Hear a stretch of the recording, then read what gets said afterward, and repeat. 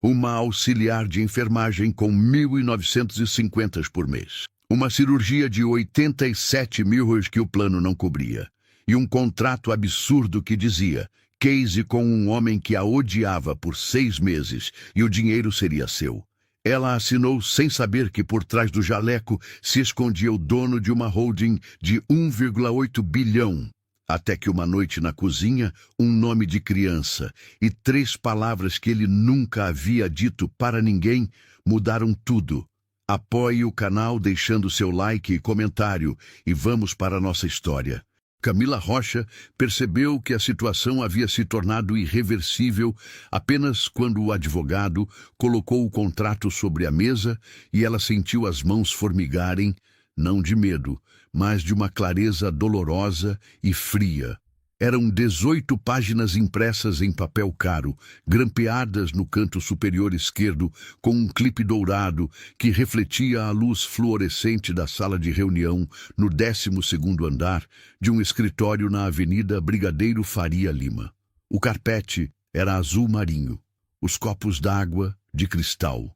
E ela estava sentada na cadeira de couro, com os ombros eretos e o uniforme do Hospital Municipal do Tatuapé ainda no corpo, porque o advogado Souza havia pedido urgência e ela havia vindo diretamente do plantão, cheirando a antisséptico, com os cabelos presos num coque torto que ela não havia tido tempo de arrumar. Não havia espelho naquela sala, mas Camila não precisava de um. Sabia exatamente o que era.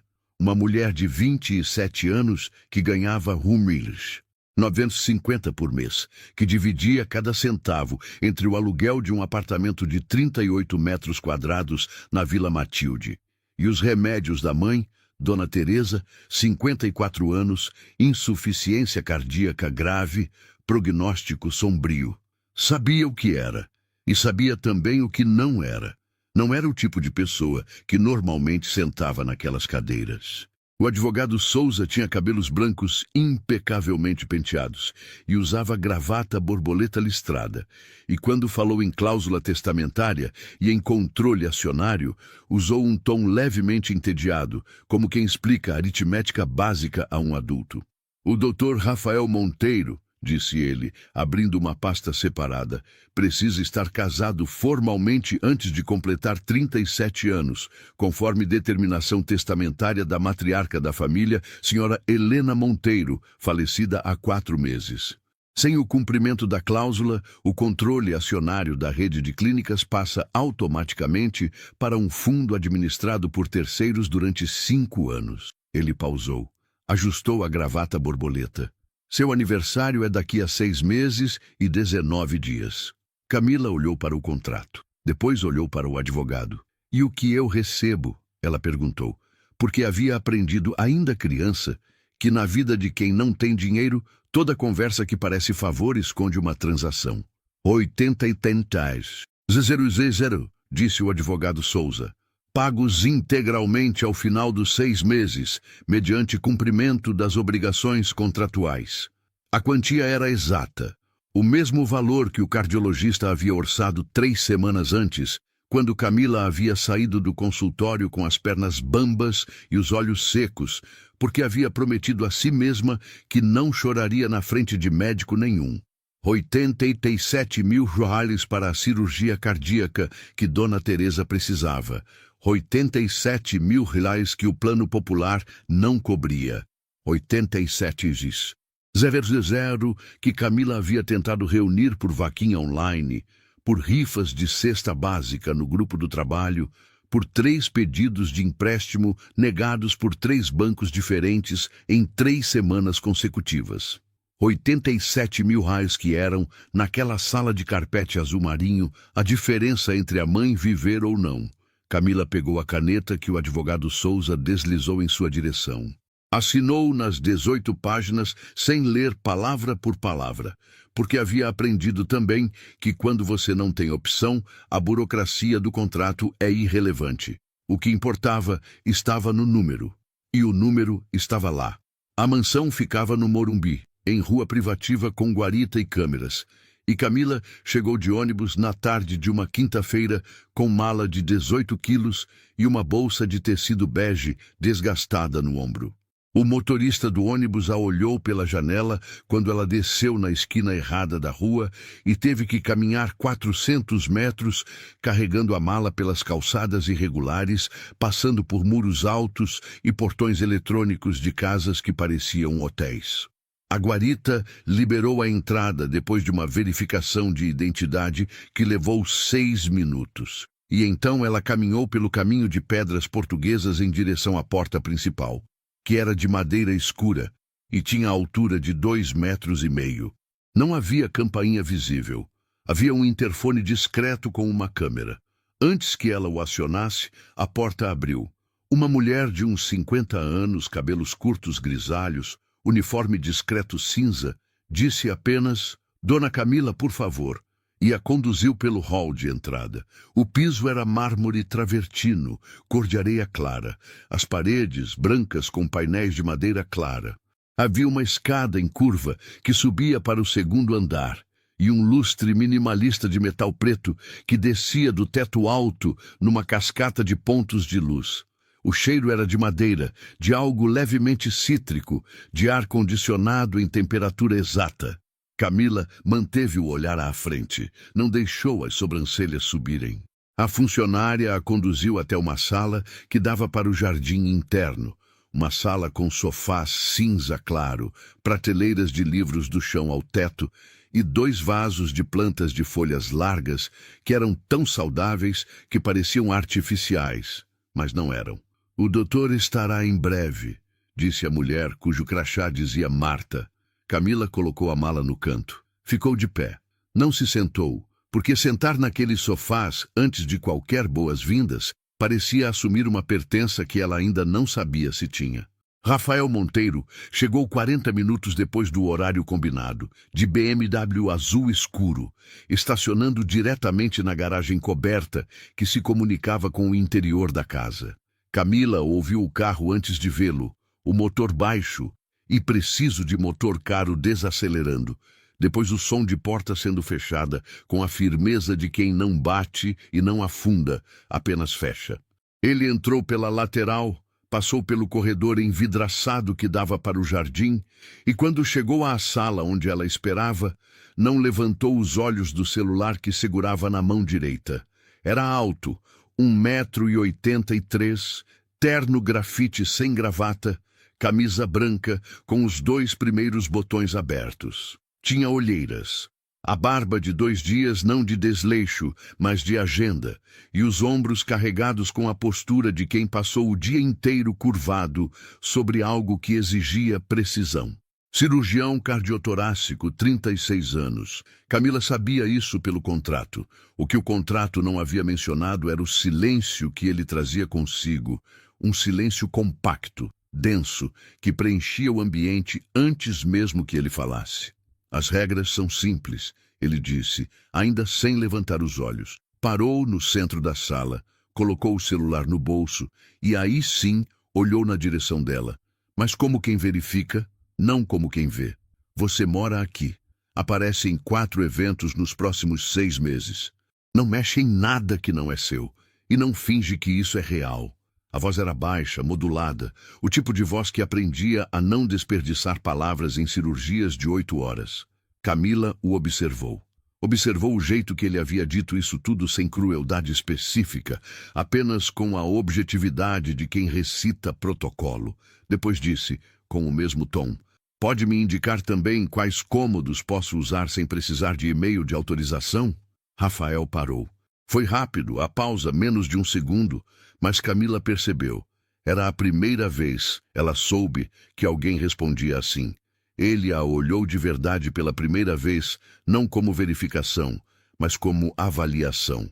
E ela viu, nos olhos escuros e cansados dele, algo que não era raiva, era surpresa. Era o leve desconforto de alguém que esperava docilidade e encontrou eixo. "Marta vai mostrar seu quarto", ele disse, e saiu da sala sem mais nada. os passos no mármore precisos e rápidos, e Camila ficou sozinha novamente no centro daquele espaço que cheirava a madeira e cítrico e ar perfeito, com a mala de 18 quilos no canto, e algo pequeno e firme se instalou em algum lugar no centro do peito. Não era raiva, era reconhecimento, era a consciência de que ela estava naquele lugar por contrato, mas não estava disposta a ser menor por isso. O quarto era no segundo andar, segundo corredor à direita. Uma suíte de 22 metros quadrados, com banheiro de pedra clara, cama de casal com cabeceira estofada em linho bege, janela que dava para o jardim lateral. Tinha armário embutido do chão ao teto, 2 abajures de cobre sobre as mesinhas laterais e uma poltrona perto da janela, que seria nos dias seguintes o lugar onde Camila estudaria para a prova de técnico em enfermagem avançado que tentava havia 2 anos. A apostila estava no fundo da bolsa de tecido bege, com mais de 300 páginas e abas coloridas nas farmacologia e nas emergências cardíacas. E ela a colocou na mesinha ao lado da cama com a naturalidade de quem estabelece território antes de ocupar espaço. Marta havia deixado toalhas dobradas sobre a cama e um jarro de água com fatias de limão na mesinha, e Camila bebeu um copo sem pressa, olhando pela janela para o jardim, onde havia uma piscina azul turquesa completamente imóvel, luminosa, e uma árvore grande com galhos que chegavam quase à água. São Paulo estava do outro lado dos muros altos, fervilhando no trânsito do fim de tarde, buzinas distantes e o cheiro de gasolina que o vento às vezes trazia, mas ali dentro o ar era outro, filtrado e quieto e levemente irreal. Camila pensou em Dona Teresa no apartamento de 38 metros na Vila Matilde, com a televisão ligada no volume alto, porque a audição havia piorado junto com o coração, e sentiu um peso familiar no centro do peito. Não era saudade ainda, era responsabilidade. Era o conhecimento de que 6 meses tinha limite e que o limite tinha propósito. Abriu a apostila na página 242, Farmacologia Cardiovascular, e começou a ler. Nas 3 primeiras semanas, quase não se cruzavam. Rafael saía às 5h45 da manhã, o som do carro saindo pela garagem era o despertador involuntário de Camila, que então ficava acordada por alguns minutos, ouvindo a casa se reajustar ao silêncio antes de dormir mais 1 hora. Ele operava corações nas manhãs do hospital alemão Oswaldo Cruz, corações que precisavam ser abertos e consertados e fechados com precisão absoluta, e nas tardes administrava o que o contrato chamava vagamente de interesses da família Monteiro, que ela ainda não sabia o real tamanho do que significava. Chegava entre 20 e 23 horas, raramente falava. Às vezes, ela o ouvia no escritório do andar de baixo, a voz baixa e precisa, em ligações que terminavam sempre com o mesmo tom de quem encerrou mais um item de uma lista interminável. A casa tinha 7 funcionários em regime de turnos, e eles tratavam Camila com a cortesia exata de quem foi instruído a fazê-lo sem saber muito bem qual era o status dela. Marta a tratava com algo que se aproximava de calor, mas de forma contida, observadora. O único momento em que Rafael e Camila dividiam o mesmo espaço, de forma obrigatória, era o jantar às 20 horas, uma determinação que havia sido estabelecida pelo próprio Rafael como necessária para manter a aparência doméstica diante dos funcionários. A mesa do jantar tinha espaço para 12 pessoas. Eles sentavam nas extremidades opostas. Camila à direita da cabeceira, Rafael na cabeceira. E havia entre eles a extensão exata de 10 cadeiras vazias e 3 metros de silêncio, e uma iluminação dourada e baixa que tornava tudo levemente absurdo, como um teatro mal ensaiado para a plateia de nenhum.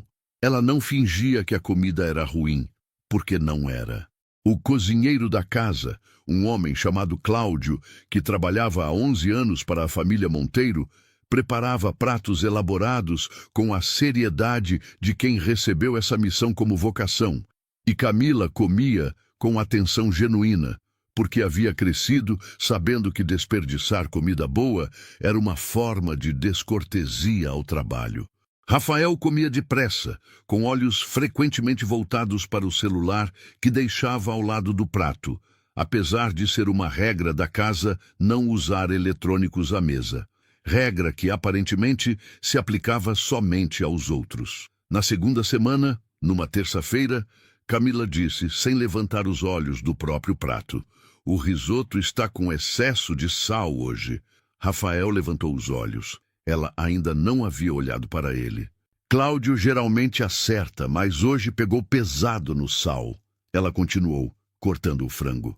Rafael olhou para o próprio prato, provou uma garfada e ficou em silêncio por um momento. "Está", disse ele, e voltou para o celular. Mas naquela noite, demorou 3 minutos a mais antes de se levantar da mesa. Camila percebeu isso apenas quando já estava subindo a escada para o quarto e não soube o que fazer com essa informação. Então aguardou em algum lugar mental sem etiqueta, onde ficavam as coisas que não tinham ainda uma gaveta certa. A virada veio numa quarta-feira de madrugada, na terceira semana de março, quando o calor de São Paulo ainda recusava ceder mesmo depois da meia-noite, e o ar-condicionado da cozinha zumbia num tom grave e constante que Camila havia aprendido a ignorar.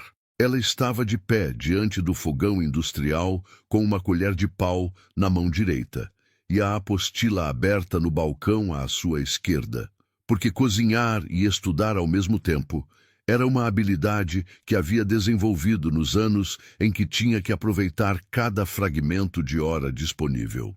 A panela de ferro fundido cheirava a alho refogado no azeite e a folha de louro e ao caldo de feijão mulatinho que havia colocado para cozinhar 40 minutos antes, e o cheiro se espalhava pela cozinha aberta e pelo corredor que dava para a garagem, com a insistência densa e honesta de comida real sendo feita por razão real.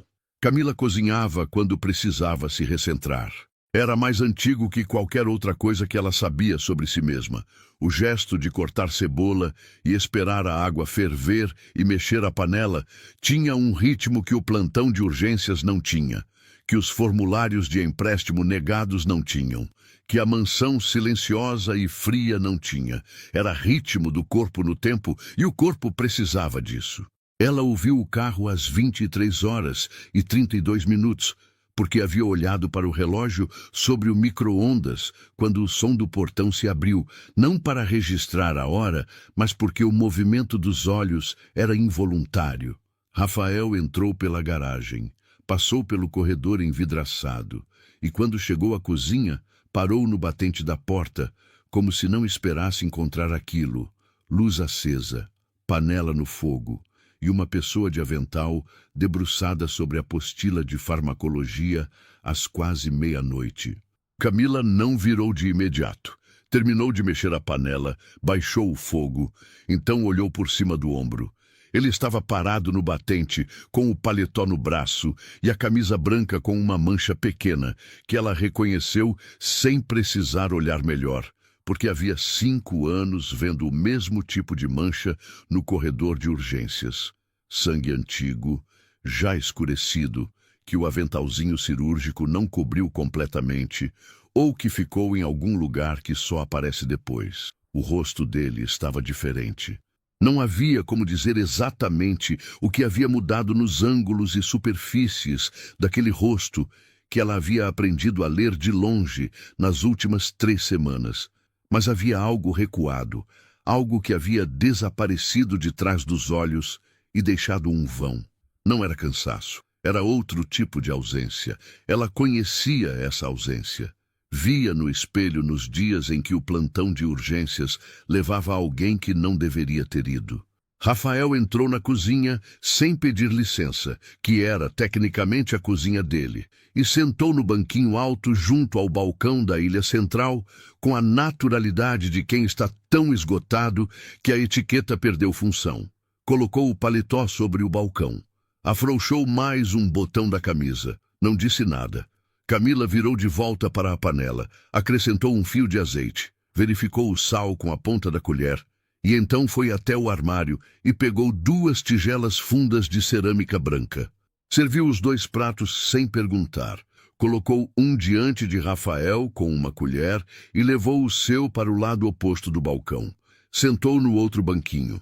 O feijão estava no ponto exato, o caldo espesso e dourado, com rodelas de linguiça calabresa fatiada fina e folhas de couve cortadas em tiras que haviam murchado perfeitamente no calor. O cheiro era outro depois de servido, mais denso e próximo. E por alguns instantes, o único som na cozinha foi o zumbido do ar-condicionado e o barulho suave das colheres nas tigelas de cerâmica. 20 minutos. Comeram em silêncio por 20 minutos exatos, e nenhum dos dois fez nada para preencher aquele silêncio, porque havia naquele silêncio específico algo que não era vazio. Era 2 corpos que precisavam de descanso e encontraram, no ritual simples de comer algo quente feito à mão, uma trégua que nenhum contrato havia previsto. Então, Rafael disse, com uma voz que Camila nunca havia ouvido nele antes, nem nas extremidades opostas da mesa de jantar, nem no corredor quando dava instruções curtas para Marta. A criança não resistiu. A voz tinha uma fratura nela. Não era embargada ainda. Era anterior a isso. Era o momento antes do embaraço, quando as cordas vocais ainda sustentam o tom, mas algo por baixo delas cedeu. Camila parou a colher no meio do caminho entre a tigela e a boca. Ficou assim por 1 segundo.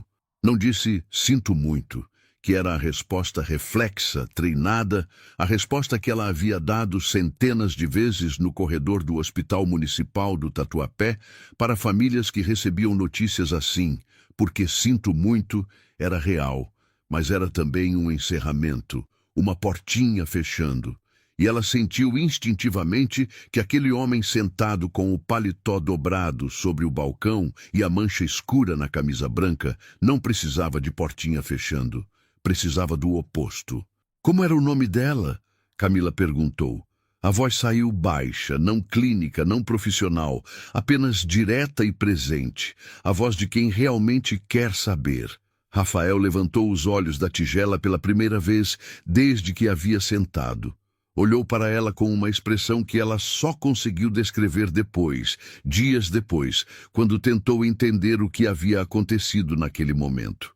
Era o olhar de quem acaba de ser visto num lugar onde estava certo de estar invisível. A pausa durou 4, 5 segundos, o tipo de pausa que tem peso. Valentina, ele disse. Camila assentiu uma vez devagar. Não disse mais nada. Voltou para o feijão. E por alguma razão que ela não saberia explicar de imediato, aquela única palavra naquele silêncio teve mais peso do que qualquer condolência que ela poderia ter construído. Ficaram na cozinha até as 2 horas da manhã. O feijão esfriou nas tigelas depois da segunda rodada que Camila serviu sem perguntar. E eles beberam café depois, café forte que ela fez na cafeteira italiana que havia descoberto no armário do canto. E o café saiu escuro e aromático e levemente amargo. E Rafael tomou o dele de pé junto à janela que dava para o jardim, enquanto Camila ficou sentada no banquinho com as mãos em volta da xícara. A conversa se abriu como se abrem certas feridas depois de muito tempo apertadas. Devagar no começo, dolorosa e estranha no começo, e depois com uma fluidez que surpreende a própria pessoa que está falando.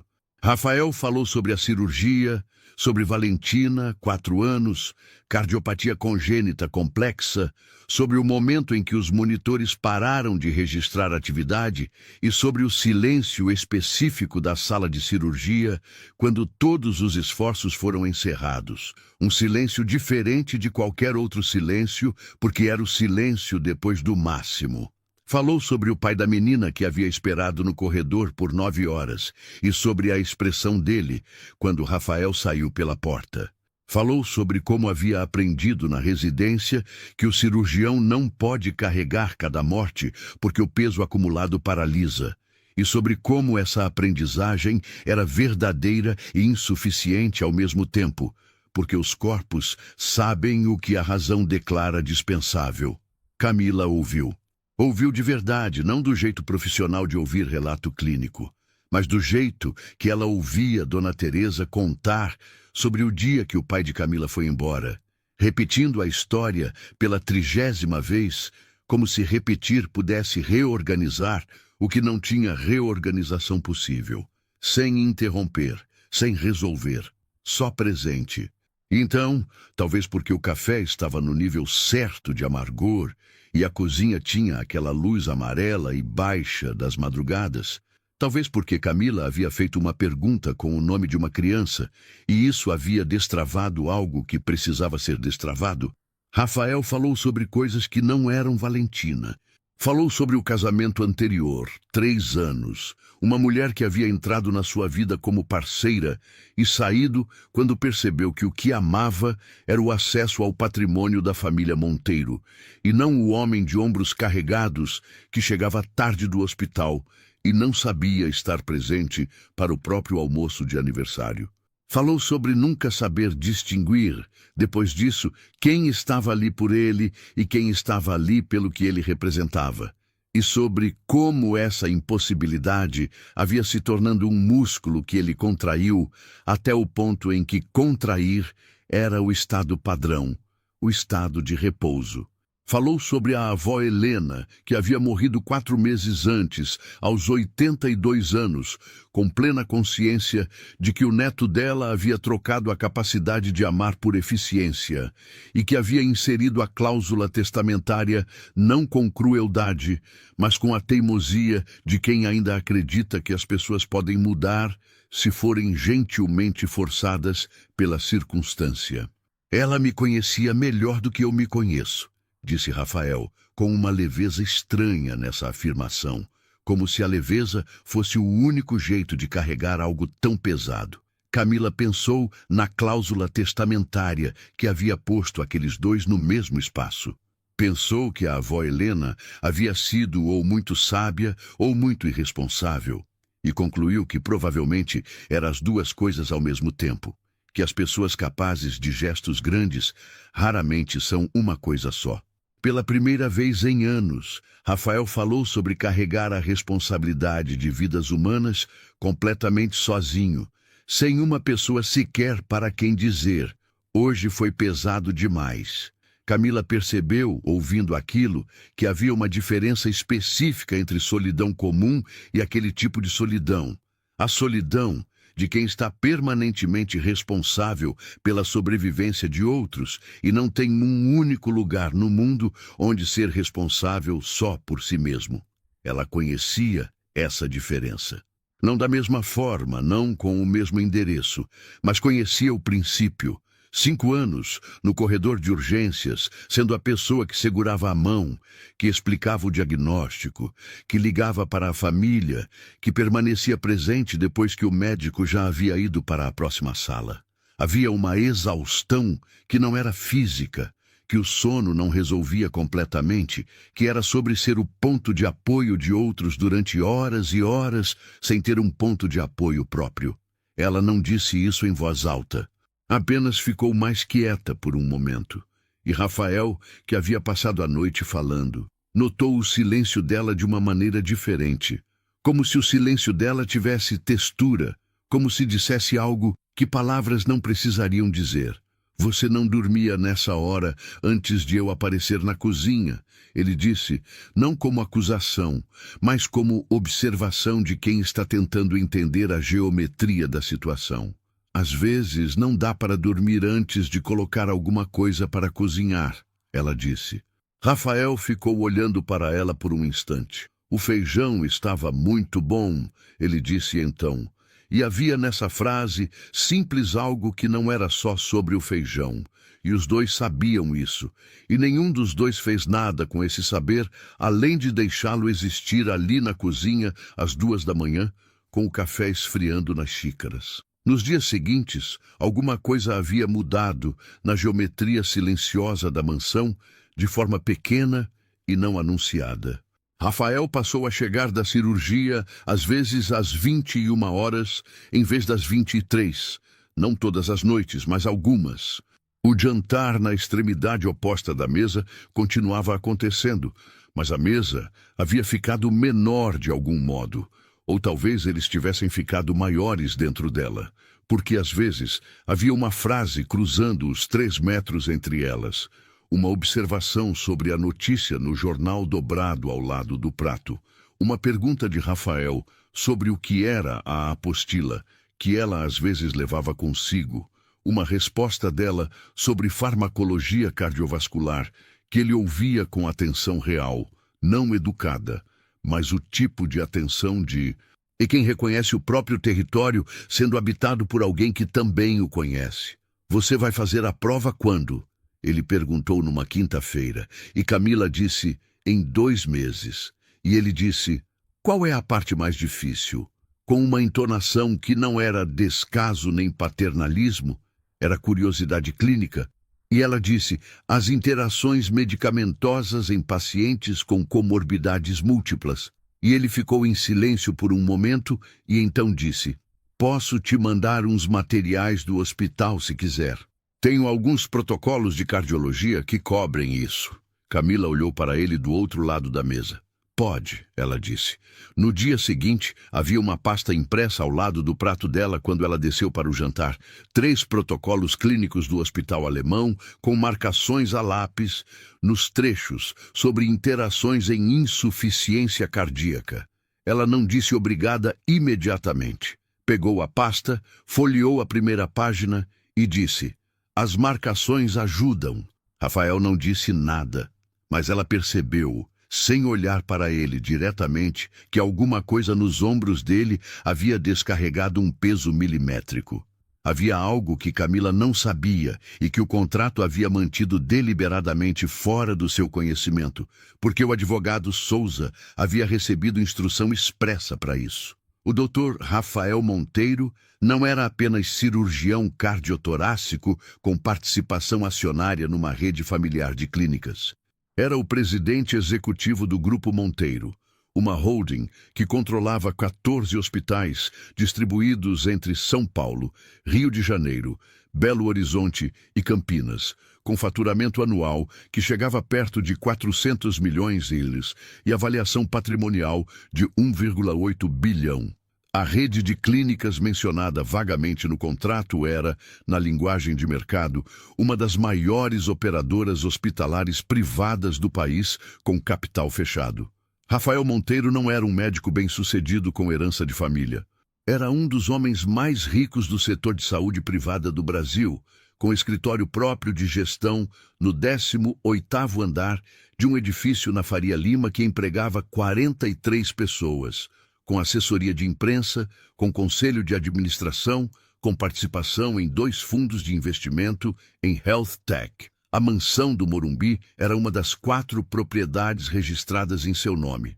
O BMW azul escuro era o carro que ele usava quando queria ser discreto. Camila soube de nada disso durante as primeiras semanas, e enquanto não soube, tratou Rafael com a mesma equivalência horizontal com que tratava qualquer pessoa que encontrava no corredor de urgências, independente de quem fosse.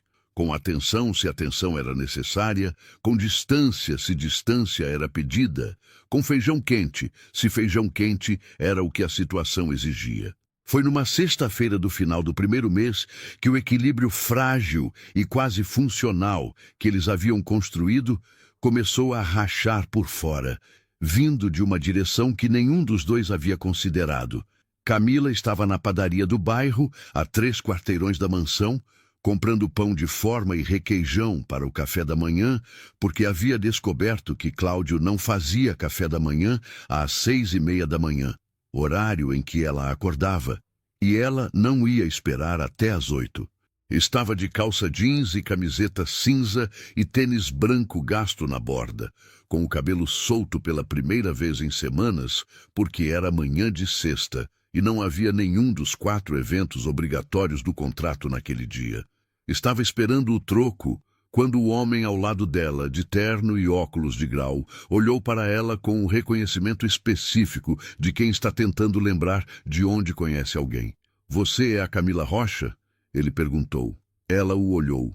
Não o reconhecia. "Sou", disse. Ele estendeu a mão com um sorriso que tinha algo calculado nele. "Maurício Santana, assessor do Grupo Monteiro. Me desculpe a abordagem, mas você é quem vai se casar com o doutor, certo?" A frase foi dita com suavidade profissional, mas havia nela uma taxonomia clara. Ela era identificada em função dele, definida pela relação com o contrato e não por si mesma. Camila pegou o troco, guardou na carteira. "Prazer", disse, com a cordialidade exata de quem não confirma nem nega, e saiu da padaria com o pão debaixo do braço. Não pensou muito naquele encontro naquele dia, mas guardou o nome Maurício Santana num lugar mental com etiqueta. O primeiro evento obrigatório do contrato foi um jantar de gala no Hotel Unique, na rua Oscar Freire, no segundo mês de coabitação. O Hotel Unique tinha a fachada curva de cobre escurecido que Camila havia passado de ônibus pelo menos 40 vezes na vida sem nunca ter entrado. E quando o carro parou na entrada e o manobrista abriu a porta, ela saiu primeiro e ficou de pé na calçada por um segundo antes de Rafael aparecer pelo outro lado, e naquele segundo olhou para cima, para a curva de cobre contra o céu de São Paulo cor de laranja queimado do entardecer, e pensou que havia coisas no mundo que eram lindas sem precisar de testemunha, mas que ficavam diferentes quando você estava parado na frente delas. Rafael a encontrou na calçada, colocou a mão levemente nas costas dela num gesto de acompanhamento que era técnico, mas não era desagradável, e eles entraram juntos. Ela estava de vestido preto discreto que havia comprado em loja de departamentos na semana anterior. Salto médio que ela havia praticado andar por 30 minutos no quarto para ter certeza de que não tropeçaria. Brincos simples de prata que eram da Dona Teresa. Rafael estava de terno preto, gravata bordô, e havia feito a barba. E ela notou isso porque era a primeira vez que o via sem a barba de 2 dias. E sem ela, ele parecia levemente diferente, não mais jovem, mais exposto, como se a barba fosse também uma forma de carpete entre ele e o mundo. O evento era um jantar beneficente do setor hospitalar privado. 300 pessoas, num salão onde os lustres eram de cristal, e as mesas tinham arranjos de flores brancas altas demais para você enxergar quem estava do outro lado. Camila foi apresentada a 26 pessoas diferentes em 40 minutos e memorizou todos os nomes na primeira vez, porque havia 5 anos fazendo isso no corredor de urgências, onde confundir nome era confundir pessoa. E para ela, pessoa nunca era detalhe. Rafael notou isso na 10ª apresentação, quando ela se virou para ele depois de uma conversa com um casal e disse baixinho: "O Dr. Ferreira mencionou o caso do Hospital de Campinas. Você vai ter que dar uma resposta sobre isso esta noite ou vai deixar para depois?" Rafael parou por um segundo. "Você prestou atenção naquilo?" Ela o olhou. "Prestei atenção em tudo." Ele ficou em silêncio por um momento. E havia naquele silêncio algo novo. Não era surpresa desta vez. Era algo mais próximo de respeito involuntário. O tipo que aparece antes que você perceba que o sentiu. No carro de volta, depois da meia-noite, São Paulo passava pelas janelas escuras em faixas de luz. Os postes da Paulista criando um ritmo de laranja e branco, que Camila observou sem pensar em nada específico, apenas deixando os olhos seguirem a velocidade. Rafael dirigia com uma mão no volante, o paletó no banco de trás, e havia entre eles o silêncio do pós-evento. O silêncio de 2 corpos que acabaram de performar por 3 horas e que estavam se recolhendo de volta para si mesmos. Pela primeira vez no carro, o silêncio não era de estranhos. Era de pessoas que haviam estado no mesmo lugar, fazendo a mesma coisa e que não precisavam traduzir isso uma para a outra. O jantar estava horrível, Rafael disse, sem tirar os olhos da estrada. Camila não virou para ele. O salmão estava ressecado e o risoto de trufas era artificial, não era trufa de verdade. Rafael deu uma meia risada, curta, quase imperceptível, o som de quem não estava esperando rir. Você sabe distinguir trufa artificial de trufa de verdade? Minha mãe trabalhava de cozinheira quando eu era criança, Camila disse. Ela dizia que trufa de verdade cheira como terra depois da chuva, não como spray de trufa de frasco plástico. Houve uma pausa. Isso é exatamente o que era, disse Rafael. Camila virou levemente a cabeça para olhar pela janela do lado dela e um sorriso pequeno apareceu no canto da boca, não direcionado a ele, apenas existindo ali, involuntário. Rafael não viu, mas percebeu da forma que se percebe quando algo no ar do carro muda de temperatura e não disse mais nada. Apenas manteve a velocidade constante no caminho de volta para o Morumbi, com a cidade pulsando laranja e branca pelas janelas. A conexão foi crescendo da forma que crescem as coisas reais, sem que nenhum dos dois decretasse que estava crescendo. Era uma pergunta sobre a apostila aqui, uma observação sobre o jantar ali, um silêncio na cozinha que havia deixado de ser tenso e passado a ser confortável, como roupas que você usa tanto que param de ter forma própria e assumem a sua. Rafael havia começado a aparecer na cozinha, às vezes em noites que não eram urgência, noites em que Camila simplesmente estava lá porque havia decidido fazer algo.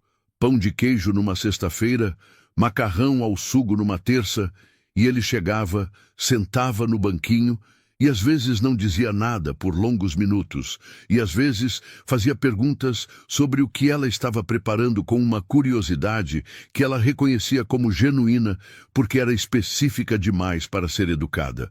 Por que você coloca azeite no final e não no começo? Porque cozinhar o azeite destrói os compostos que fazem ele ser o que é. Você não opera o coração para deixar igual, opera para aproveitar o que já funcionava bem, certo? Rafael ficou olhando para ela por um momento. Você acabou de fazer a analogia culinária com cirurgia cardíaca. Fiz, ela disse sem tirar os olhos da panela. Ele ficou mais 10 minutos. Bebeu o café que ela serviu sem perguntar e foi para o escritório sem que nenhum dos dois comentasse a normalidade estranha e boa daquilo. Num domingo do segundo mês, Camila foi visitar Dona Teresa na Vila Matilde. Pegou o metrô na estação mais próxima do Morumbi, trocou de linha na Consolação, desembarcou na Penha e pegou o ônibus até a rua do apartamento. O trajeto levou 1h20. Ela havia feito aquele trajeto de ida e volta por 5 anos para ir trabalhar e o conhecia de cor. A inclinação do vagão na curva entre a Brás e a Bresser, o cheiro específico do ônibus da linha que passava pela rua principal, o degrau mais alto da escada do prédio de 4 andares sem elevador que você precisava compensar no último passo. Dona Teresa abriu a porta de avental florido e a abraçou com os braços mais finos do que Camila lembrava. O cheiro de colônia de violeta, que era o mesmo desde que Camila tinha 6 anos. E as duas ficaram assim por um momento na entrada do apartamento de 38 metros. Abraçadas no batente, com a televisão ligada alto lá dentro e o cheiro de arroz no fogão. Você está diferente, Dona Teresa disse, segurando o rosto da filha nas palmas das mãos e olhando com a atenção examinadora de mãe que não precisa de instrumento para diagnóstico. Não estou, Camila disse. Dona Teresa a olhou mais um segundo e então soltou o rosto dela sem dizer mais nada, mas com o sorriso de quem sabe o que sabe e não precisa insistir. Camila passou a tarde inteira ali. Aqueceu o arroz e fez omelete e tomou café adoçado demais com biscoito de maisena. E quando saiu às 18 horas e desceu as escadas do prédio com a mão no corrimão de ferro, sentiu um peso específico no peito que não sabia nomear direito. Não era saudade porque a mãe estava ali e estava bem. Não era culpa porque havia razão para tudo. Era alguma coisa entre os dois. Talvez a consciência aguda de que havia dois mundos e que ela estava aprendendo a existir em ambos, e que essa aprendizagem tinha um custo que ainda estava computando. Rafael a viu chegar quando ela entrou pela porta principal depois das 20 horas, ainda com o metrô e o ônibus no corpo, o cabelo levemente despenteado do vento, e estava no hall com a pasta médica na mão, claramente saindo para alguma coisa, e eles quase se chocaram no batente. "Desculpa", ela disse, dando um passo para o lado. "Sua mãe está bem?" ele perguntou. Ela parou. Não havia contado a ele onde havia ido, mas ele sabia, o que significava que havia prestado atenção em algo que ela havia mencionado em algum momento sem saber que estava sendo retido. "Está", ela disse, "mais tranquila esta semana." Rafael assentiu uma vez. Havia algo nos olhos dele que ela não soube classificar imediatamente, e não teve tempo de tentar, porque ele disse "boa noite" e saiu. E o carro sumiu pelo portão em direção ao hospital, onde alguém precisava de coração consertado às 8 da noite de domingo. Camila ficou no hall por um momento, o mármore travertino frio sob os pés, o lustre em cascata acima, e pensou que havia pessoas cujo trabalho não termina nunca, porque o que está em jogo não permite término, e que ela era uma dessas pessoas, e que Rafael era outra, e que talvez essa fosse a primeira coisa verdadeiramente comum entre eles. Não o contrato, não a mansão, não os jantares obrigatórios, mas isso, a impossibilidade de largar completamente, a escolha de repetir todos os dias a decisão, de estar presente onde a presença custava algo. O segundo evento do contrato foi uma inauguração de ala no Hospital São Luís, coquetel às 18 horas. E neste Rafael a apresentou pela primeira vez com uma frase que Camila não esperava. "Essa é a Camila. Ela vai fazer a prova de técnico em enfermagem avançado no mês que vem. Não minha noiva. Não a Camila Rocha, como previsto no contrato. A Camila, com o que ela estava fazendo e para onde estava indo. A mulher com quem ele estava conversando, esposa de um diretor de hospital, olhou para Camila com o tipo de avaliação rápida que as pessoas fazem quando estão recalibrando expectativa. E então disse: "Que área você quer seguir?" "Cardiologia", Camila disse. E a palavra saiu com uma firmeza que ela mesma notou, porque havia decidido aquilo em voz alta pela primeira vez. E dizer em voz alta transforma a coisa de intenção em compromisso. Rafael ficou levemente de lado durante essa conversa, e ela não ouviu expressão nenhuma, mas quando foram embora mais tarde e ela passou por ele no corredor de saída, ele disse, baixinho, sem olhar para ela: "Cardiologia é boa escolha." Ela não respondeu. Mas aquelas 3 palavras ficaram no caminho de volta para o carro com um peso específico, o peso de reconhecimento dito por alguém que raramente desperdiçava palavras. Pela primeira vez, desde que havia assinado o contrato, Camila acordou numa manhã do início do 3º mês e percebeu que havia dormido às 8 horas completas, sem acordar no meio da madrugada para checar o celular esperando mensagem do plano de saúde ou do banco. O sol entrava pela janela do quarto, sobre o jardim lateral, em faixas largas e douradas, que atravessavam o linho bege da colcha. E a cidade lá fora estava no seu burburinho de manhã de terça-feira, tráfego distante e o pássaro no jardim que ela havia descoberto na primeira semana, mas cujo nome ainda não sabia. Ficou de costas por alguns minutos, simplesmente existindo naquele quarto que não era seu, mas que havia se tornado familiar. E então sentiu a familiaridade e ficou levemente inquieta com ela, porque familiaridade é o primeiro estágio de querer. E ela não havia assinado o contrato para querer nada além dos 87 mil. Levantou, foi ao banheiro, se olhou no espelho acima da pia de pedra clara. O rosto de volta era o rosto dela, os mesmos ângulos de sempre, os olhos castanhos que a mãe dizia serem da avó que ela nunca havia conhecido, a linha da mandíbula que endurecia quando ela estava com guarda alta. Disse para o reflexo, em voz baixa, quase sem som: "Cuidado." O reflexo não respondeu nada, mas também não discordou, e ela desceu para a cozinha fazer café antes que Cláudio chegasse, porque havia certas manhãs em que precisava ter a cozinha para si mesma por pelo menos 20 minutos. Foi numa tarde do terceiro mês que ela encontrou, por acaso, a evidência do que não sabia. Estava na biblioteca do andar de baixo, que havia se tornado o segundo lugar favorito depois da cozinha, por causa das paredes de livros e da luz que entrava pela janela de vidro em ângulo perfeito para a tarde, quando um dos livros que tirou da prateleira deixou cair um recorte de revista que estava usado como marcador de página.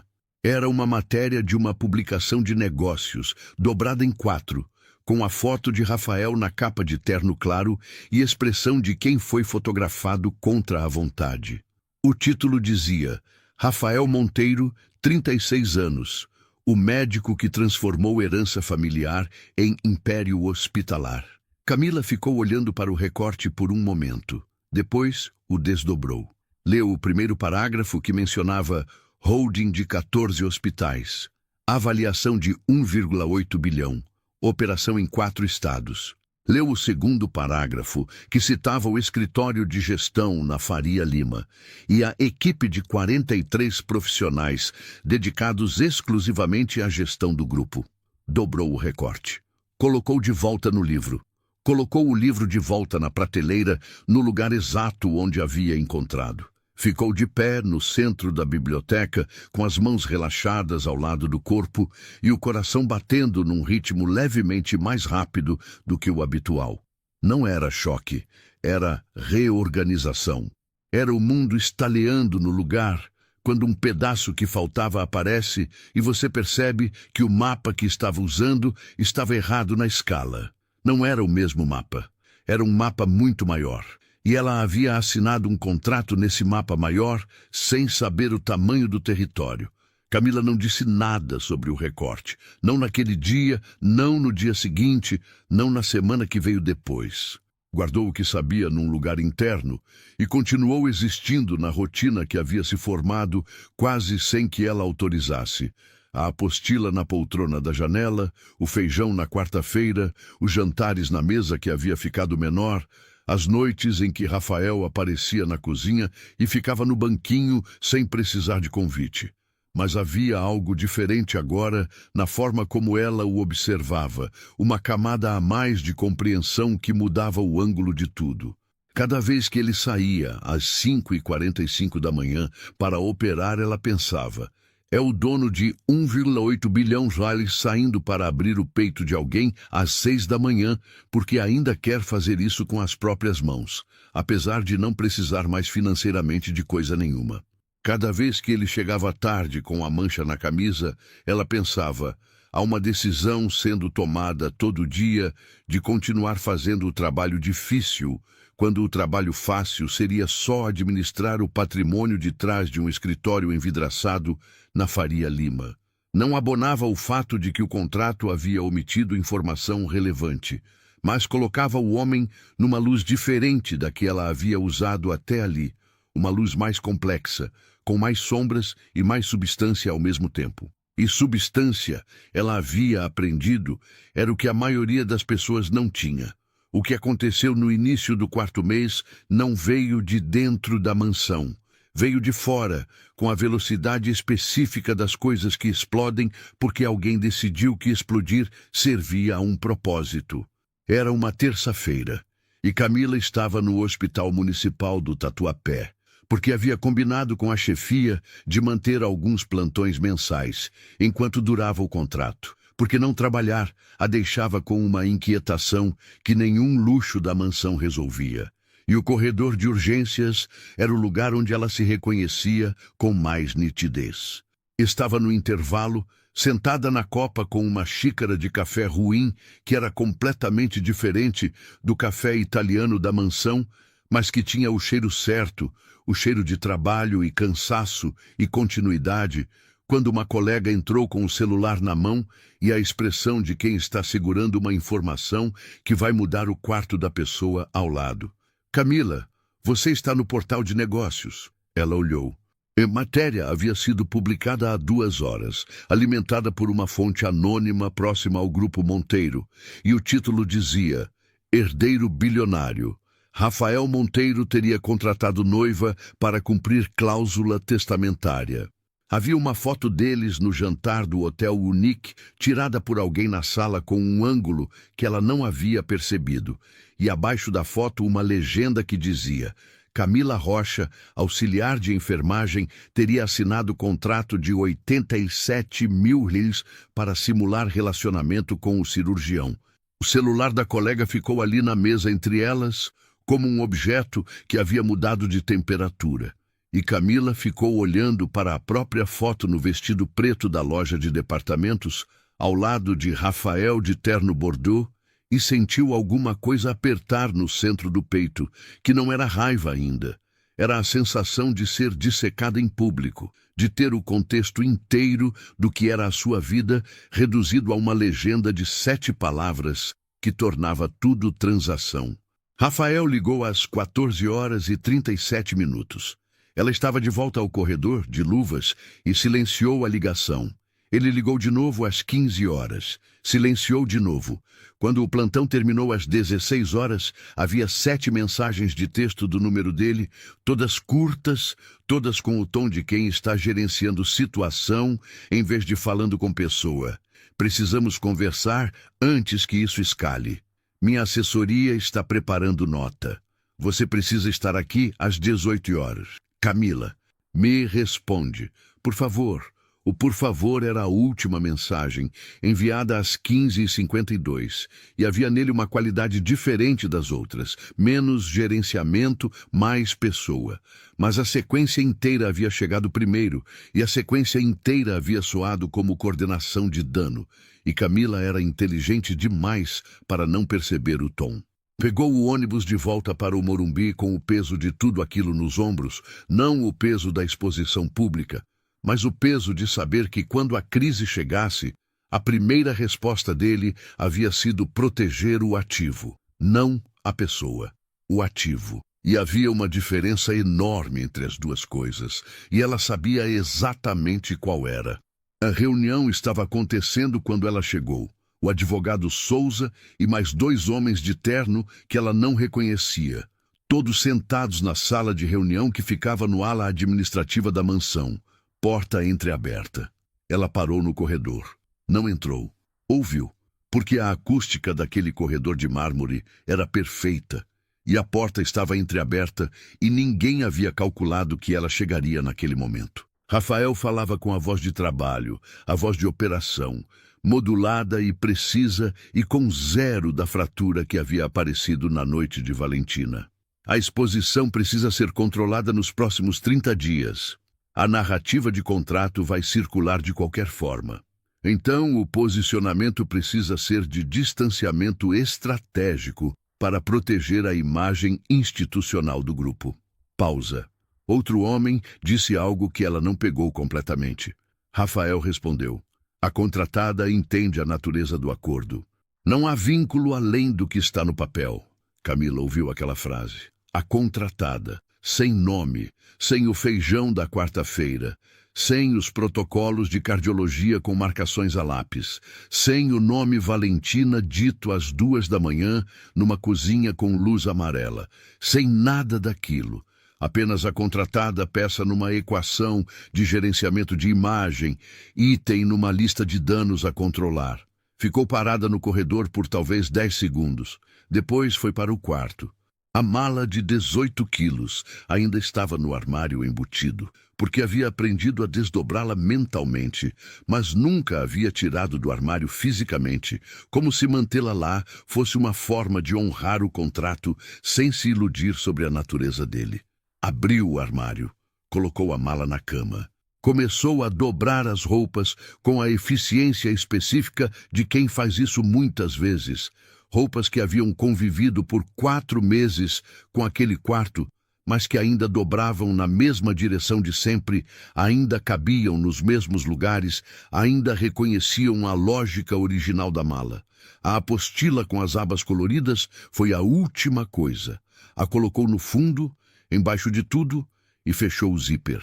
Ficou de pé, olhando para a mala fechada sobre a cama, com colcha de linho bege e os 2 abajures de cobre acesos, a janela para o jardim lateral com a piscina azul turquesa imóvel lá fora e a árvore grande com galhos que chegavam quase à água.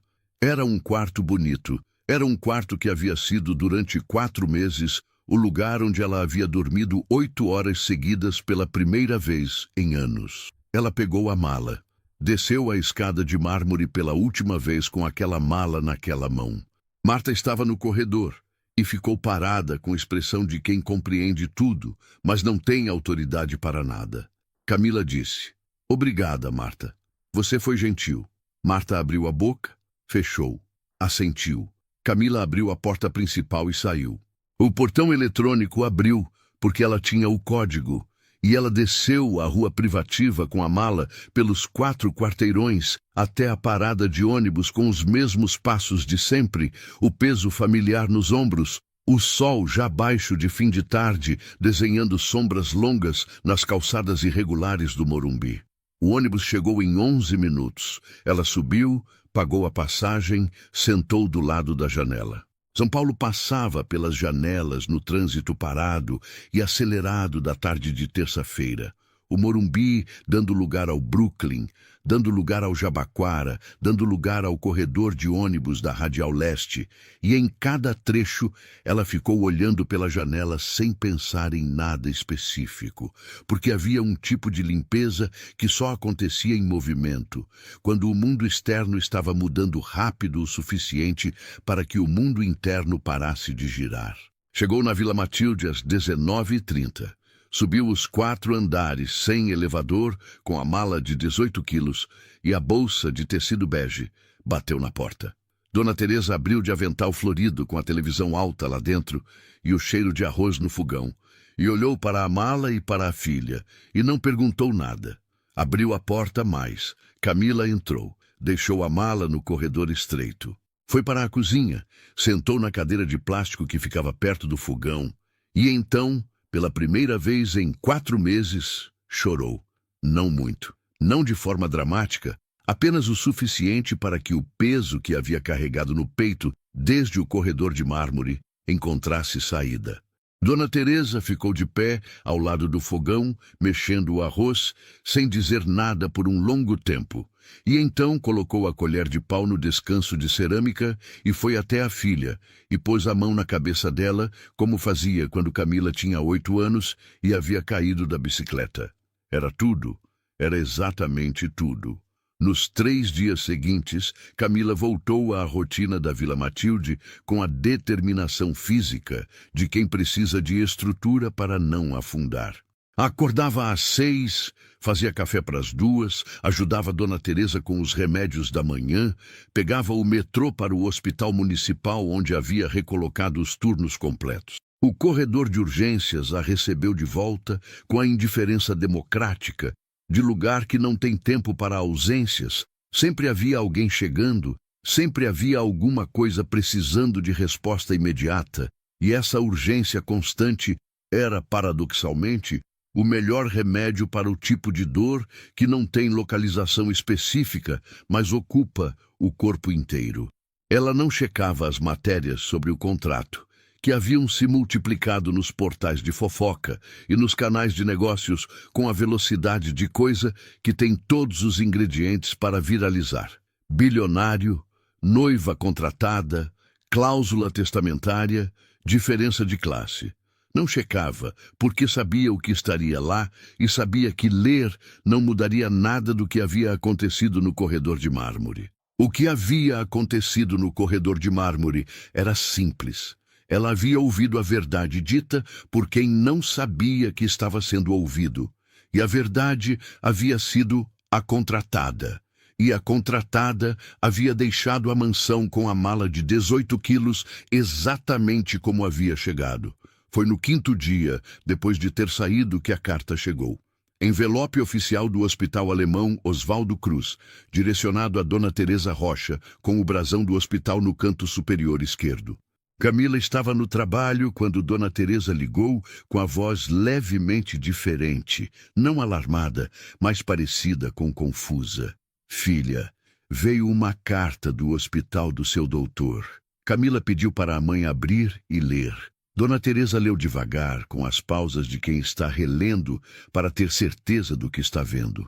A carta era do departamento financeiro do Hospital Alemão e informava que a cirurgia cardíaca, realizada 2 meses e 3 dias antes, a cirurgia que havia custado 87.000 e que o plano popular não cobria e que havia sido o motivo pelo qual Camila havia assinado o contrato, havia sido integralmente financiada por uma doação anônima processada através da holding Grupo Monteiro, e que o saldo total havia sido liquidado sem pendências. A carta tinha tom burocrático e seco de comunicado financeiro, e não havia assinatura pessoal, não havia mensagem, não havia nada além do fato registrado. A cirurgia havia sido paga, anonimamente, 2 meses antes, quando o prazo do contrato ainda estava pela metade e os 87.000 raios do acordo ainda não havia sido pago a ela. Rafael havia pago a cirurgia da mãe dela não pelo contrato. Havia pago sem contar e nunca havia dito. Camila ficou com o celular no ouvido depois que a mãe terminou de ler, num corredor lateral do hospital, onde o barulho do corredor principal chegava abafado e distante. E sentiu algo reorganizar no peito com uma força que era física, como quando você está carregando um peso por muito tempo num ângulo errado e de repente muda o ângulo e percebe que podia ter sido diferente o tempo todo. Não era gratidão, ou não era só gratidão, era algo mais complicado e mais honesto do que isso. Era a percepção de que havia uma ação que não cabia na narrativa de A Contratada, que não cabia em gerenciamento de dano, que não cabia em nenhuma categoria de transação ou protocolo ou estratégia de imagem. Havia uma ação que dizia: eu sei o que importa para você, e eu cuidei disso sem que você precisasse pedir e sem que eu precisasse de reconhecimento. E essa ação tinha um nome que ela ainda não estava pronta para usar em voz alta, mas que existia agora, no centro do peito, com a clareza incômoda das coisas verdadeiras. Ela não voltou, não naquele dia, não na semana seguinte, porque uma ação boa não apaga uma frase cruel, e o corredor de mármore ainda existia na memória com toda a sua nitidez. Mas havia agora uma fissura na narrativa simples que havia construído para sobreviver à saída. E através dessa fissura entrava uma luz que ela não sabia ainda o que fazer com ela. Rafael ficou 18 dias sozinho na mansão do Morumbi. Marta depois contaria, da forma indireta e discreta com que Marta contava as coisas, que nos primeiros dias ele havia chegado do hospital e ido direto para o escritório e ficado lá até a madrugada, e que o jantar ficava intocado na mesa porque ele não descia para comer, e que Cláudio havia passado a deixar um prato coberto no balcão da cozinha por precaução.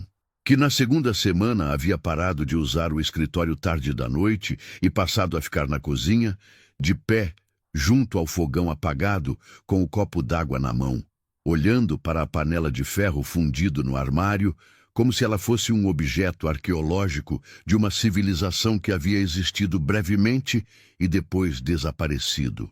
Que havia ligado para o advogado Souza na 12ª noite para perguntar se havia alguma forma legal de transferir a titularidade do contrato de forma a garantir o pagamento dos 87.000, independente do cumprimento dos 6 meses, e que o advogado Souza havia dito que sim, havia uma forma, e que Rafael havia dito para providenciar.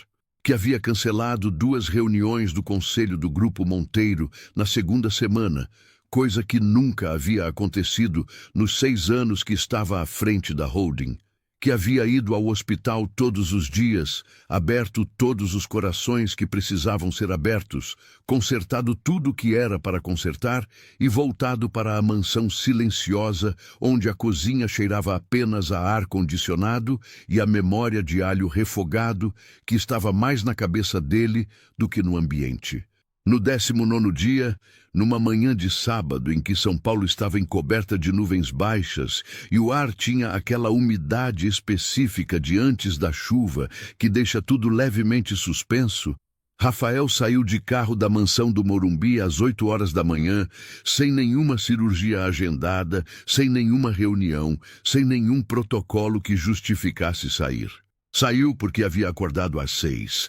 Ficado deitado olhando para o teto por 2 horas, e então percebeu que havia uma única coisa que não conseguia resolver com eficiência, com estratégia, com gerenciamento de imagem, ou com qualquer ferramenta que havia usado por 36 anos para resolver as coisas que precisavam ser resolvidas. Havia uma única coisa que precisava ser feita de uma forma específica, com as próprias pernas, subindo escadas sem elevador, sem script preparado pela assessoria, sem a armadura do terno que ele havia passado a vida usando como segundo exoesqueleto. Dirigiu pela Marginal, entrou na Radial Leste, atravessou o Tatuapé, chegou à Vila Matilde às 8h42, estacionou o BMW azul escuro numa vaga na rua que ficava discretamente fora de lugar entre os carros de bairro e ficou sentado por um momento com as mãos ainda no volante, olhando para o prédio de 4 andares sem elevador, com a fachada descascando levemente no 2º andar e a porta principal de ferro com o interfone colado com fita adesiva. Tirou a chave do contato, saiu do carro, entrou no prédio. Os 4 andares sem elevador com a mala de 18 quilos havia sido o movimento dela chegando. Os 4 andares sem elevador com apenas o próprio peso e a própria decisão foi o movimento dele.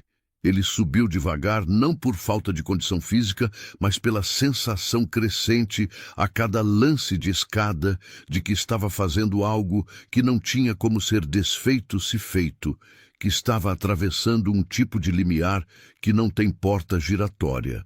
O corredor do 4º andar cheirava a café e a limpador de piso e levemente ao feijão de um dia anterior. E havia um tapetinho de crochê listrado na frente do apartamento 403, que era exatamente o tipo de tapetinho de crochê que ele não sabia que existia no mundo real até aquele momento. Bateu na porta, ouviu passos. A porta abriu. Camila estava de avental, cabelo preso no coque torto de sempre, e cheirava a feijão porque era sábado de manhã, e ela havia posto feijão para cozinhar antes das 8. E ficou olhando para ele com uma expressão que ele não conseguiu classificar. Não era raiva, não era surpresa completamente, era algo mais parecido com a expressão de quem estava esperando uma coisa específica sem saber que estava esperando. Rafael estava de calça preta e camisa azul simples, sem terno, sem gravata, sem nenhuma das camadas externas que usava como distância do mundo. Estava sem fôlego da subida, os ombros levemente caídos, a barba de 3 dias, e havia algo diferente nos olhos escuros que ela havia aprendido a ler de longe nas últimas semanas. Algo que não era a ausência de trás dos olhos que ela havia visto na noite de Valentina, era o oposto disso. Era uma presença intensa e ligeiramente assustada de quem chegou a um lugar sem saber exatamente o que vai encontrar, mas sabendo que precisava chegar. Ficaram 1 segundo assim.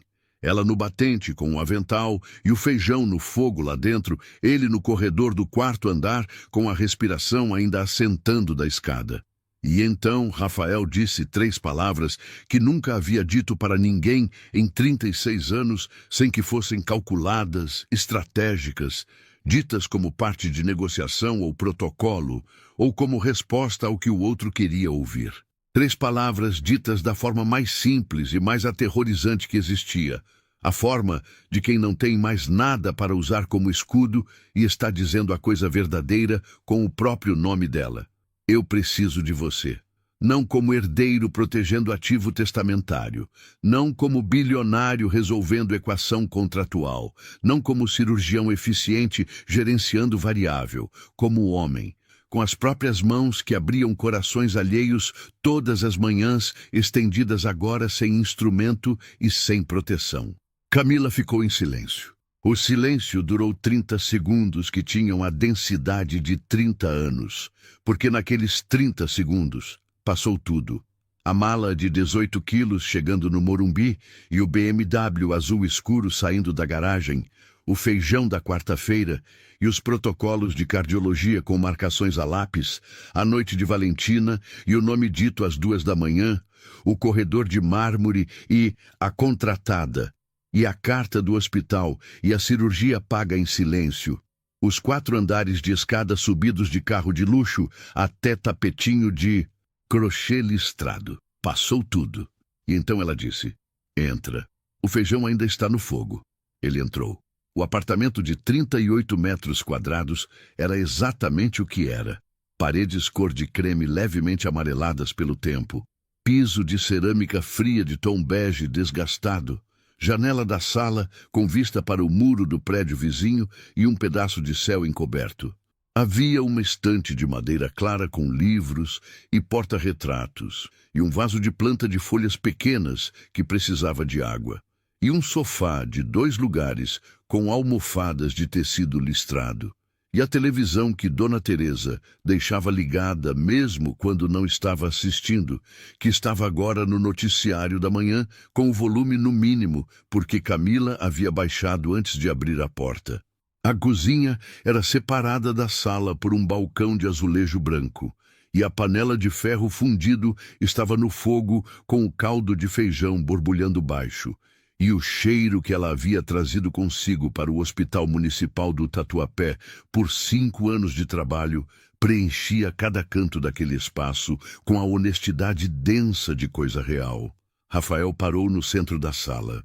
Olhou ao redor com os olhos de quem está recalibrando escala, não com desconforto, nem com a avaliação de quem compara, mas com a atenção de quem está vendo de verdade pela primeira vez um lugar que é completamente diferente de qualquer lugar que conhece e que, por alguma razão que ainda está processando, parece mais verdadeiro do que qualquer um deles. Senta, Camila disse já de volta ao fogão.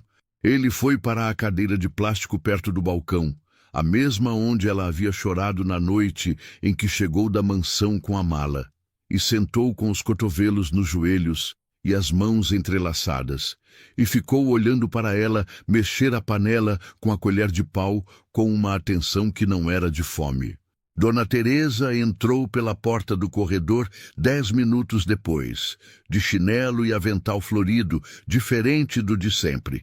Este com bordado de girassol na frente, com o olhar que vai direto para a filha primeiro e para o visitante segundo, fazendo em menos de 2 segundos a leitura que as mães fazem e que não precisa de palavras. Olhou para Rafael, olhou para Camila, voltou para Rafael. Você é o médico, disse Dona Teresa, não como pergunta. Rafael se levantou da cadeira automaticamente, aquele reflexo de educação que os adultos instalam em crianças e que fica para sempre nos músculos e disse, sou Rafael. Muito prazer, Dona Teresa. Dona Teresa o avaliou por 1 segundo a mais. Depois disse, o feijão fica melhor com farinha de mandioca. Você come farinha? Como? Disse Rafael. E havia na resposta uma rapidez de quem não quer errar a primeira questão do exame. Dona Teresa foi para a cozinha, abriu o armário de cima, tirou o pacote de farinha de mandioca torrada e colocou na mesa sem mais cerimônia, como se aquilo resolvesse alguma coisa. E talvez resolvesse, porque havia uma lógica específica no gesto de Dona Teresa de colocar farinha na mesa para um estranho, que era a lógica de quem diz, você está aqui, você vai comer, isso é o que temos e o que temos é suficiente. Rafael percebeu isso e sentiu algo apertar no peito que não era fisiológico, mas que era completamente real. Comeram os 3 na pequena mesa da cozinha de azulejo branco, os dois braços dela e um lado dele, com as tigelas de cerâmica simples e a farinha de mandioca e o pão de forma que Camila havia colocado na cesta de plástico no centro da mesa. E Dona Teresa falou sobre o programa de televisão que estava assistindo antes, uma história de família que ela acompanhava toda semana. E Rafael ouviu com a atenção real de quem percebeu que aquela mulher de chinelo e avental de girassol havia sobrevivido a uma cirurgia cardíaca de 87 mil reais e estava sentada contando a história de personagem de televisão com o calor específico de quem escolheu amar a vida no tamanho que ela tem. Havia algo na presença de Dona Teresa que fazia o apartamento de 38 metros parecer completamente suficiente, não apesar das paredes amareladas e da janela para o muro vizinho, mas incluindo tudo isso, como se a suficiência fosse construída de presença e não de metro quadrado. Pela primeira vez em 36 anos, Rafael sentou numa mesa pequena de cozinha, sem ser o homem mais importante do ambiente, e percebeu que isso não diminuía nada, absolutamente nada, que o peso que havia carregado nos ombros desde que havia saído da mansão naquela manhã havia ficado levemente mais suportável simplesmente por estar sentado ali com feijão de panela de ferro e farinha de mandioca. E a voz de Dona Teresa descrevendo o enredo de uma história que ele nunca havia assistido, mas que estava ouvindo com atenção total. Depois que Dona Teresa foi para o quarto descansar, como fazia todos os sábados depois do almoço, Camila e Rafael ficaram sozinhos na sala pequena. Ela havia lavado as tigelas e ele havia ficado parado no batente da cozinha observando, e quando ela terminou e secou as mãos no pano de prato, ele disse, com a voz baixa da intimidade e não do protocolo: "Eu ouvi o que você ouviu naquele corredor." Camila dobrou o pano de prato. Ficou com as mãos sobre o balcão. "Eu sei que você ouviu", ele continuou. "E o que eu disse era a verdade do momento, do pânico de gerente que ficou no lugar do homem. Não era a verdade de tudo." Ela ficou em silêncio por um momento. Tem uma diferença entre a verdade de um momento de pânico e a mentira deliberada sobre o tamanho do que você herdaria, ela disse, sem dureza particular na voz, apenas com a precisão de quem está sendo exato. Rafael não desviou. Tem. As duas coisas são verdade. Havia algo no fato de ele não ter tentado argumentar apenas a parte que o favorecia, que ela notou e guardou. Ela olhou para ele. "Por que você pagou a cirurgia sem contar?" A pergunta saiu simples e direta, porque era a pergunta real, a que havia ficado sem resposta desde a carta, a que importava mais do que qualquer outra coisa que havia acontecido nos 4 meses. Rafael ficou em silêncio por 2, 3 segundos. Então disse: "Porque era o certo a fazer. E porque não queria que você precisasse agradecer." Não era a resposta que ela havia esperado. Não era a resposta que cabia em transação, nem em gerenciamento de imagem, nem em qualquer categoria que havia usado para organizar Rafael Monteiro nas últimas semanas. Era a resposta de alguém que havia feito algo porque era correto e que havia silenciado sobre isso precisamente para preservar a dignidade de quem recebeu.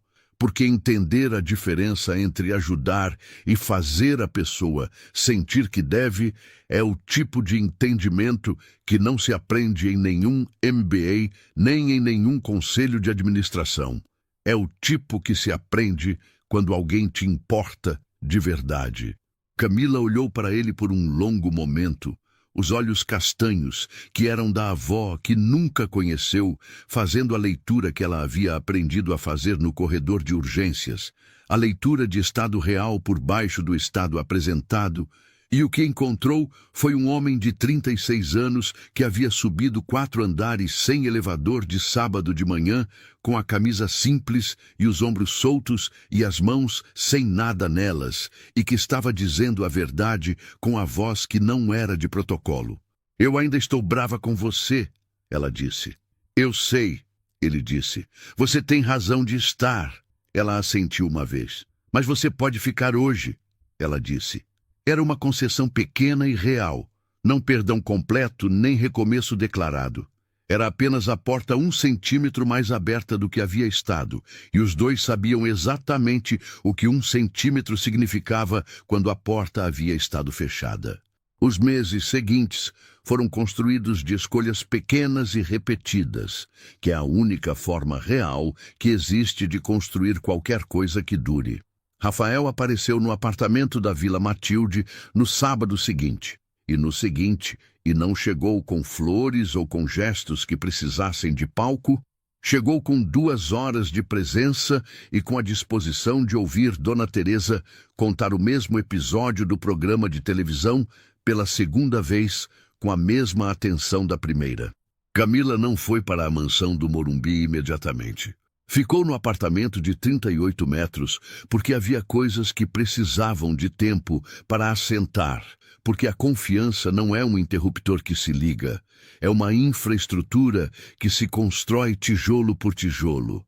E ela havia aprendido isso no corredor de urgências, onde as famílias não confiavam no diagnóstico, porque o médico era competente. Confiavam porque o médico havia aparecido, havia olhado nos olhos, havia dito a verdade mesmo quando a verdade era pesada. Rafael apareceu, olhou nos olhos, disse a verdade pesada e apareceu de novo no sábado seguinte e no seguinte. Camila foi transferida para a ala de cardiologia do Hospital Municipal do Tatuapé no início do 5º mês, como havia pedido. E a transferência havia sido processada com a burocracia lenta de instituição pública que não tem pressa de nada, mas havia sido aprovada. E na primeira semana de trabalho na nova ala, ela chegou mais cedo que o turno começava e ficou de pé no corredor da cardiologia por um momento antes de entrar, sentindo o cheiro de antisséptico e o som dos monitores cardíacos e pensando em Valentina. Não com tristeza paralisante, mas com o tipo de lembrança que se transforma em combustível. A lembrança que diz, esta criança não existe mais, mas o trabalho que ela representa existe, e eu posso fazer parte dele. Havia uma menina de 6 anos internada naquela ala naquele dia, com cardiopatia congênita. E Camila entrou no quarto dela com a ficha clínica na mão e se abaixou na altura da maca, como havia ouvido que havia acontecido num restaurante com outro médico e outra criança, e disse o nome dela primeiro, antes de qualquer outra coisa. A menina se chamava Isabela. Camila disse, "Oi, Isabela, eu vou ficar aqui com você hoje." E a menina, que havia estado quieta desde a admissão, disse, "Você tem cabelo bonito." Camila riu. Era a primeira vez que ria no trabalho em muito tempo. Um riso real e pequeno e completamente não clínico. E a mãe da menina, que estava sentada no canto da sala, levantou os olhos e olhou para Camila com aquela expressão que Camila conhecia bem. A expressão de família que precisava de alguém que ficasse. E ela ficou.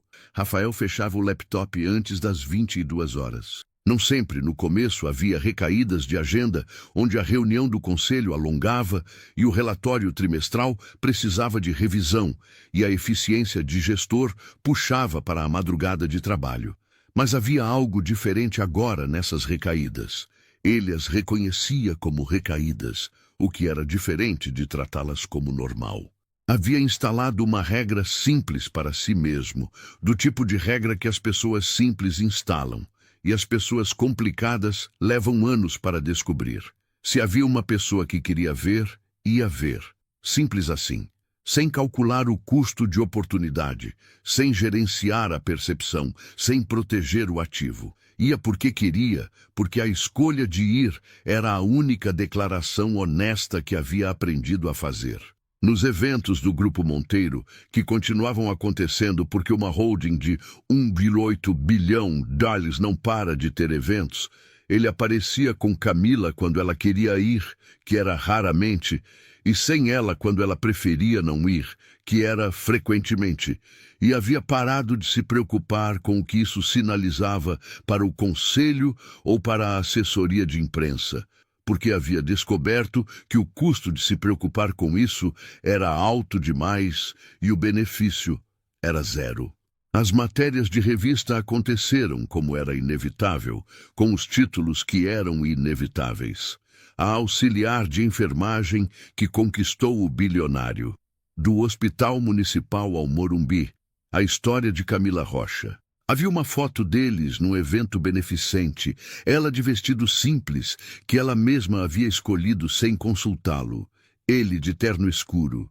E os dois estavam de lado, olhando para algo fora do quadro, não posando, apenas existindo no mesmo espaço. E havia nessa foto acidental algo que as poses calculadas raramente capturam. Dois corpos que haviam aprendido a existir próximos sem precisar de performance. Quando a repórter de uma revista de comportamento a abordou, numa inauguração do hospital, e perguntou como foi conquistar um homem como Rafael Monteiro, Camila respondeu com a exatidão de quem havia pensado sobre isso mais de uma vez. Não conquistei ninguém. Só perguntei o nome certo na hora certa. A repórter ficou com a caneta suspensa sobre o bloco, claramente esperando algo mais elaborado. Camila sorriu educadamente e foi para o outro lado da sala. Rafael havia ouvido de longe, e quando ela chegou ao lado dele, disse baixinho, Valentina. Ela virou para ele. Ele estava olhando para frente, para o salão, com uma expressão que ela não sabia nomear completamente, mas que reconhecia como a expressão de quem está carregando alguma coisa preciosa com muito cuidado. Você ainda lembra? Ela disse. Sempre vou lembrar, ele disse. Simples assim, sem elaboração, nem amplificação. E havia nessa simplicidade o peso exato de tudo. Num sábado de junho, com o frio seco de São Paulo, que não é frio de verdade, mas que exige casaco, foram ao Parque Trianon porque Camila havia dito uma vez, de passagem, que nunca havia ido ao Trianon, apesar de passar pela Paulista o tempo todo. E Rafael havia guardado isso sem comentar na hora, e um mês depois havia simplesmente dito sábado de manhã, Trianon. E ela havia entendido que era uma frase que incluía ela.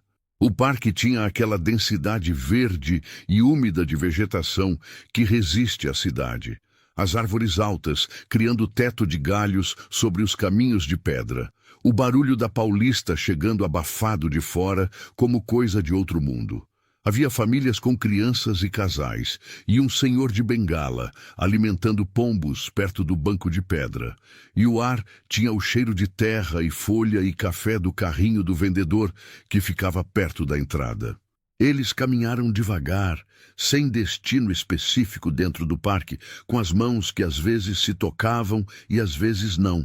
E havia em andar assim, no ritmo um do outro sem precisar ajustar o passo. Uma intimidade que Camila percebeu e deixou existir sem catalogar. Rafael comprou 2 cafés no carrinho, café ruim em copo plástico que ele tomou sem reclamar e que ela tomou com o prazer direto de quem não precisa que o café seja bom para apreciar o momento de tomar. Sentaram no banco de pedra, perto do Senhor dos Pombos, e os pombos vieram também para perto deles, com a confiança tranquila de animais que sabem que o perigo não está nas pessoas que ficam. Você vai ficar no municipal? Rafael perguntou, os olhos para frente, para as árvores. Ela sabia que era pergunta real, não de gestão, nem de planejamento conjunto. Era pergunta de quem quer entender para onde a outra pessoa está indo, não para redirecionar, só para saber. Vou, ela disse. A cardiologia agora. Quero passar no concurso de técnico especializado no ano que vem. Rafael assentiu. Você vai passar. Você não pode saber isso.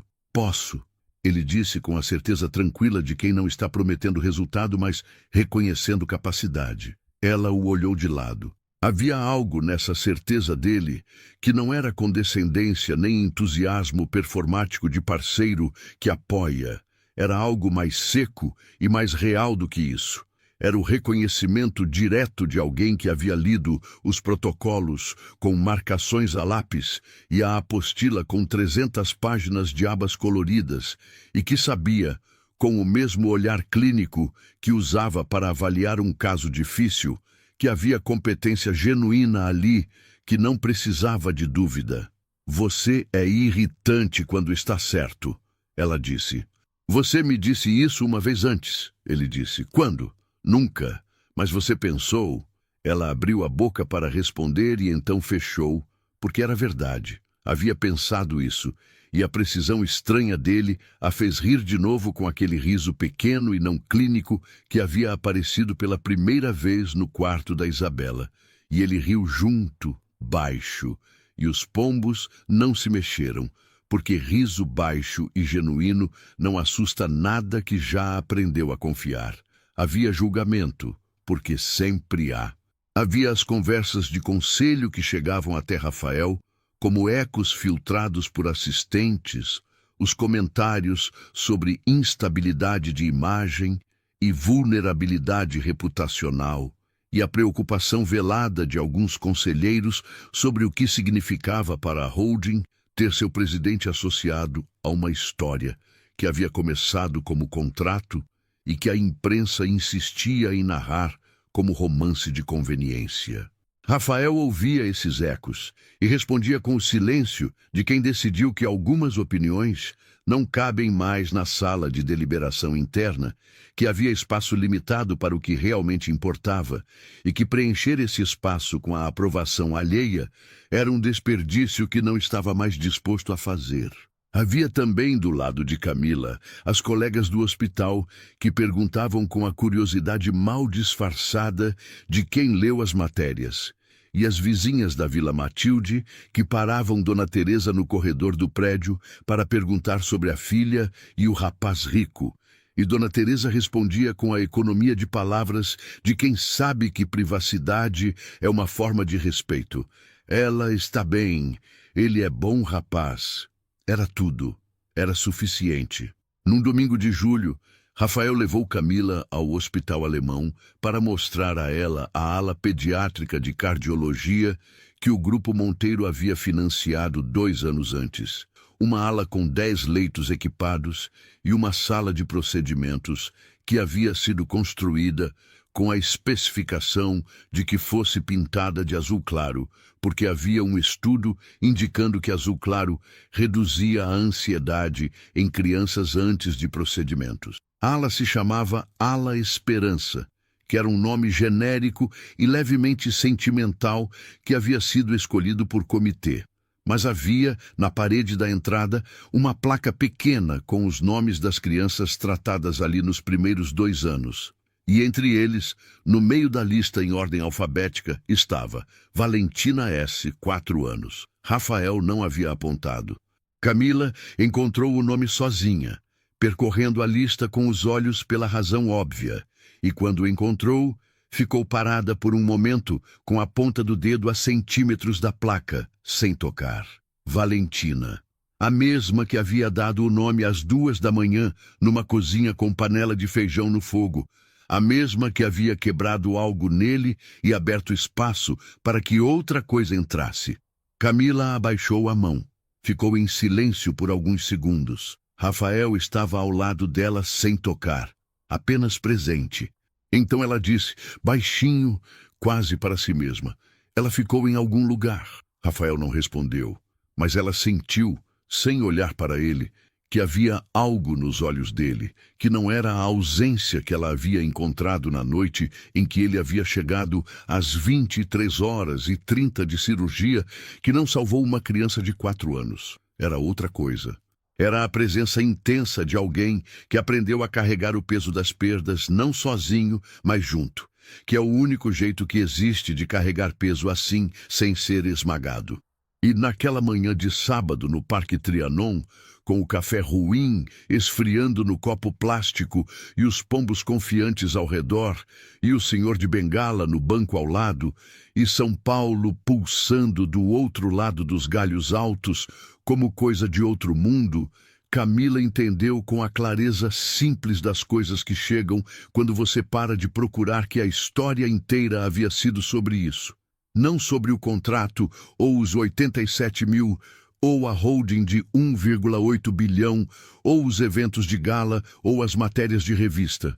Havia sido sobre o nome de uma criança perguntado na hora certa, sobre feijão servido sem precisar de pedido, sobre protocolos de cardiologia com marcações a lápis deixados ao lado de um prato, sobre 4 andares de escada subidos de terno para chegar a tapetinho de crochê listrado, sobre 3 palavras ditas sem estratégia, sobre farinha de mandioca colocada na mesa de cozinha pequena como forma de dizer: "Você está aqui. Isso é suficiente." Não era a riqueza de 1,8 bilhão. Não era o endereço do Morumbi. Não era o BMW azul escuro, nem o mármore travertino, nem os lustres em cascata. Era isto, estar presente de verdade, no tamanho exato da pessoa ao lado, sem reduzir nem ampliar. Apenas ver. Era isso que ela havia ensinado a ele, sem saber que ensinava. Era isso que ele havia aprendido sem saber que aprendia. E às vezes, ela pensou, não é a pessoa mais preparada que ensina, não é a mais experiente, nem a mais forte, nem a que tem mais. É a que pergunta o nome certo na hora certa. E isso era tudo. Era absolutamente tudo. Era o começo.